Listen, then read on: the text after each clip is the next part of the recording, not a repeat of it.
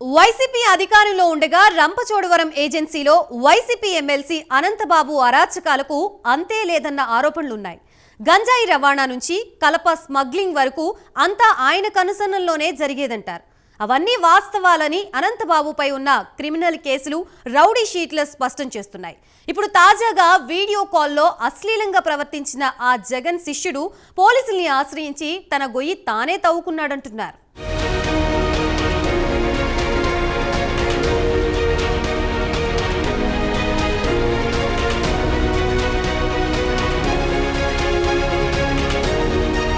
తూర్పుగోదావరి జిల్లా MLC Anantha Babu రాసలీలల video బయటపడింది. Video కాల్లో అశ్లీలంగా ప్రవర్తించిన అనంతబాబు వీడియో సోషల్ మీడియాలో వైరల్ అవుతోంది. జగన్ ప్రియ శిష్యుడు అనంతబాబు అని ట్యాగ్ చేస్తూ తెగ ట్రోల్ చేస్తున్నారు నెటిజన్లు. ఎన్నికల ముందు డ్రైవర్ అయిన దళిత యువకుడిని చంపి డోర్ డెలివరీ చేశారన్న ఆరోపణలతో అనంతబాబు జైలుకు వెళ్లారు. ఆ సమయంలో పదవి నుంచి తొలగించాలని, పార్టీ నుంచి సస్పెండ్ చేయాలని డిమాండ్స్ వినిపించాయి.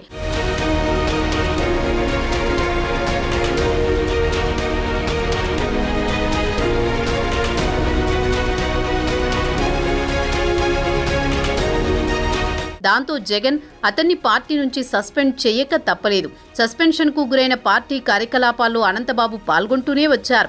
6 నెలలు జైలులో ఉన్న ఆ వైసీపీ ఎమ్మెల్సీకి సుప్రీంకోర్టు తాత్కాలిక బెయిల్ మంజూరు చేసింది. జైలు నుంచి విడుదలైన తర్వాత అనంతబాబుకు అప్పటి అధికార పార్టీ నేతలు ఘన స్వాగతం పలికి సత్కారాలు చేయడం అప్పట్లో చర్చనీయాంశంగా మారింది.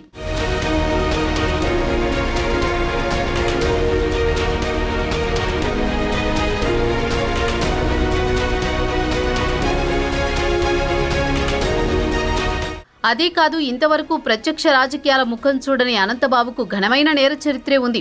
ఎస్టీ రిజర్వ్డ్ రంపచోడవరం నియోజకవర్గానికి చెందిన అతను ఏజెన్సీ ప్రాంతంలో దొరికే రంగురాళ్ల అక్రమ వ్యాపారంలో కీలక పాత్ర పోషించేవాడని రౌడీ షీట్ కూడా తెరిచారు పోలీసులు. గతంలో అరకు మాజీ ఎంపీ కొత్తపల్లి గీతపై దాడికి పాల్పడి వైజాగ్లో జైలు శిక్ష అనుభవించాడు.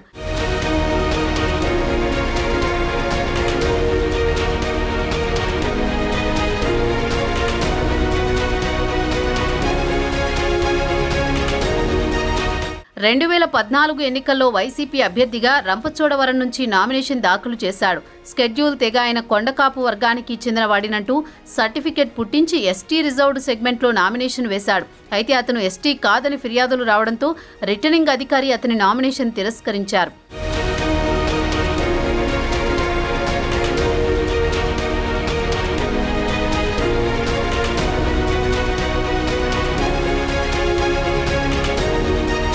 అటువంటి వ్యక్తిని జగన్ 2021లో ఏరికోరి ఎమ్మెల్సీని చేశారు. ఎమ్మెల్సీ అయ్యాక మరింత దూకుడు పెంచిన అనంతబాబు తన రహస్యాలు, వ్యాపారాలు, ఇతరత్రా కార్యకలాపాల గురించి తెలిసిన తన డ్రైవర్ వాటిని ఎక్కడ బయట పెడతాడో అని హత్య చేసినట్లు అభియోగాలు నమోదయ్యాయి.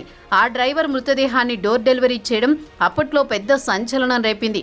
అసలు మొన్నటి వరకు అటు రంపచోడవరంలో కొందరికి, ఇటు జగన్కి తప్ప పెద్దగా ఎవరికీ పరిచయం లేని అనంతబాబు అశ్లీల వీడియోతో అందరికీ నోటెడ్ అయ్యి సోషల్ మీడియాలో తెగ ట్రోల్ అవుతున్నాడు. అయితే అందరిలాగే అతను ఈ వీడియో ఫేక్ అని కొట్టిపడేశారు.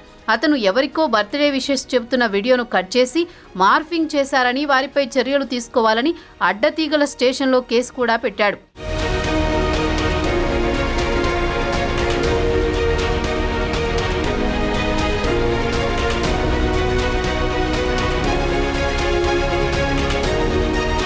మార్ఫింగ్ వీడియో చూపించి 5-6 నెలలుగా ఒకరు తనను బ్లాక్మెయిల్ చేస్తున్నారని అనంతబాబు ఆరోపిస్తున్నాడు. మరి అప్పుడున్నది వైసీపీ ప్రభుత్వమే.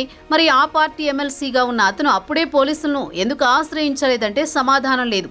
ఇప్పుడు తన లీలలు బయటపడ్డాయి కాబట్టి కవరింగ్ చేసుకోవడానికి నానా పాట్లు పడుతున్నాడు.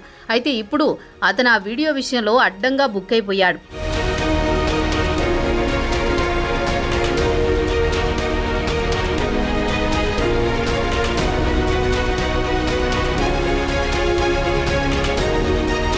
సొంత పార్టీకి చెందిన ఓ మహిళతో వీడియో కాల్లో మాట్లాడుతూ జుగుప్సాకరంగా ప్రవర్తించిన దృశ్యాలు వైరల్ అవుతుండటంతో అది మార్ఫింగ్ వీడియో అంటూ అల్లూరి సీతారామరాజు జిల్లా అడ్డతీగల పోలీస్ స్టేషన్లో అనంతబాబు ఫిర్యాదు చేశాడు. డబ్బులు ఇవ్వకుంటే వీడియో సోషల్ మీడియాలో పెడతామని బెదిరించి విడతల వారీగా తన దగ్గర 13.30 లక్షల రూపాయలు వసూలు చేశారని ఫిర్యాదులో పేర్కొన్నారు.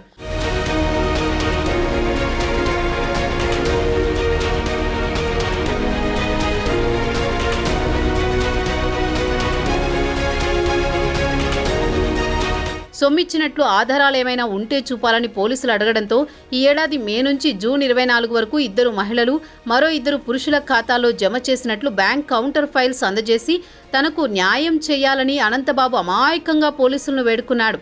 తన దగ్గర డబ్బులు వసూలు చేశారని చెప్తున్న వారి బ్యాంకు ఖాతాలు, ఫోన్పే నెంబర్లను పోలీసులకు ఇచ్చాడు.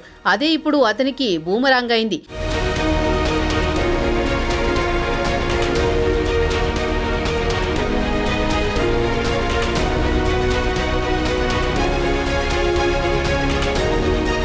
తన వీడియోని మార్ఫింగ్ చేశారంటున్నాడు సదరు ఎమ్మెల్సీ. తన పార్టీ అధికారంలో ఉన్నప్పుడే బ్లాక్మెయిలింగ్ వ్యవహారం జరిగిందని పేర్కొన్నాడు. మరి అప్పట్లో బ్లాక్మెయిల్ వ్యవహారాన్ని ఎందుకు దాచిపెట్టాలనుకున్నాడు? నిజంగా మార్ఫింగ్ వీడియో అయితే అన్ని లక్షల డబ్బులు ఎందుకు ఇచ్చాడన్నది చర్చనీయాంశంగా మారింది. అది నిజమైన వీడియో కాబట్టే డబ్బులిచ్చి పరువు కాపాడుకోవాలనుకుని బుక్ అయిపోయాడంటున్నారు. మొత్తానికి తాను డబ్బులిచ్చినట్లు పోలీసులకు ఆధారాలు సమర్పించిన అనంతబాబు అలా బుక్ అయిపోయాడు.